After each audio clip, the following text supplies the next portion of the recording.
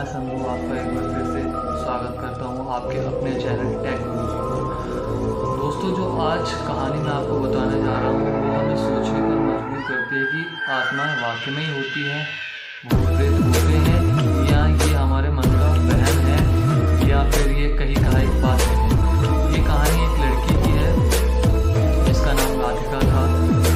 राधिका शुरू से ही एक बहुत ही धार्मिक लड़की थी, पूजा पाठ करने वाली लड़की थी, बहुत ज़्यादा विश्वास रखती थी भगवान में और इन सब चीज़ों में। होता ये है कि जब राधिका का एग्ज़ाम होने वाले थे तो वो किसी कारणवश सही से पढ़ नहीं पाई थी, जिसकी वजह से वो कहीं ना कहीं ये चाहती थी कि मेरे एग्ज़ाम अच्छे हों।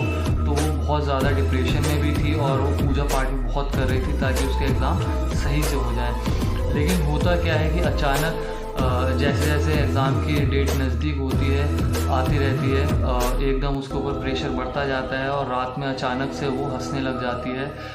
उसकी ये हालत देख उसकी मम्मी को बहुत ज़्यादा घबराहट होती है। वो घर में बाकी सदस्यों को बताती है कि मुझे राधिका के अंदर कुछ अजीब सा लग रहा है। उसके बाद क्या होता है, उसके पापा उसे पूछते हैं बेटा क्या हुआ, तो वो बताने लग जाती है कि मुझे ऐसे ऐसे कुछ दिखाई दे रहा है, मुझे भगवान मिल गए हैं या मुझे कोई माता दिख रही है। जिस प्रकार से मैंने ये कहानी सुनी थी वही मैं आपको बता रहा हूँ। होता क्या है कि जब उसके पिता ने जांच पड़ताल करते हैं तो उनके पिता को लगता है कि हो सकता है कहीं ना कहीं लड़की का वहम होगा। कोई दिक्कत नहीं, वो उसको छोड़ के अपने कामों में व्यस्त हो जाते हैं। थोड़ी ही देर बाद जब सब घर में सोने वाले होते हैं, राधिका सो नहीं रही होती है, उसके कमरे की बत्ती जल रही होती है, तो उसकी मम्मी सोचती है शायद वो पढ़ रही होगी। पर कहीं ना कहीं उसको माँ को कुछ ना कुछ डर लगता है, जिसकी वजह से उसकी मम्मी उसके कमरे में वापस आती हैं। जब देखती हैं तो वो कुछ अजीब हरकतें कर रही थी।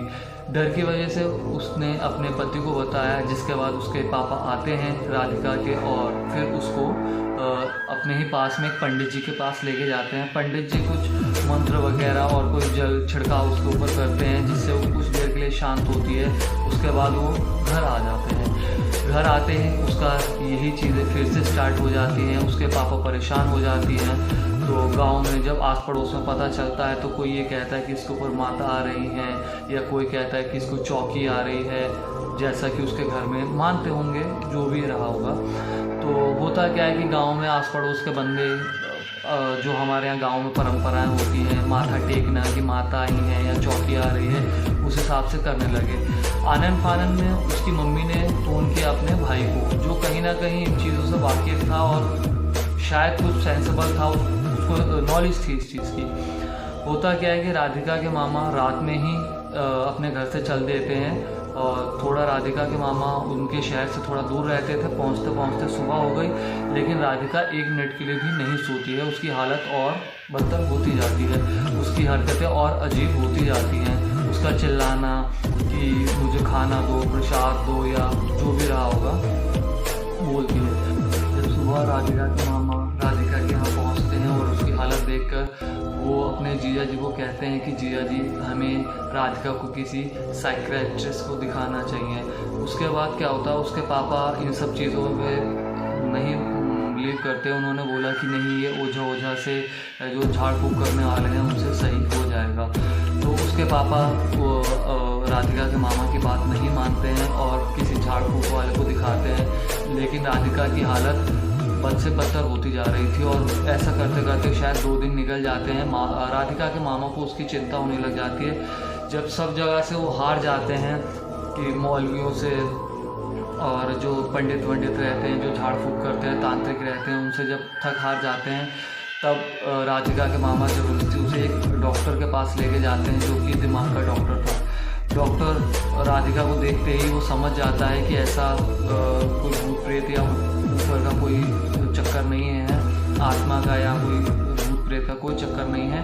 तो वो राधिका के मामा से कहता है कि मैं इसको दवाई दूंगा, बट शर्त ये है कि आपको इसको इस माहौल से, झाड़ फूँक वाले और तांत्रिक माहौल से इसको दूर रखना पड़ेगा।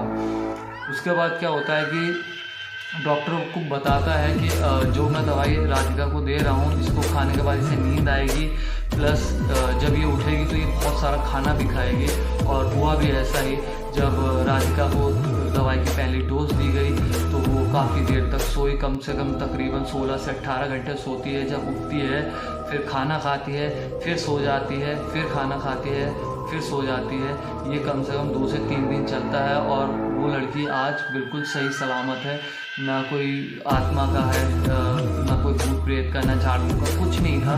बस वो एक उसका दिमागी वहम था।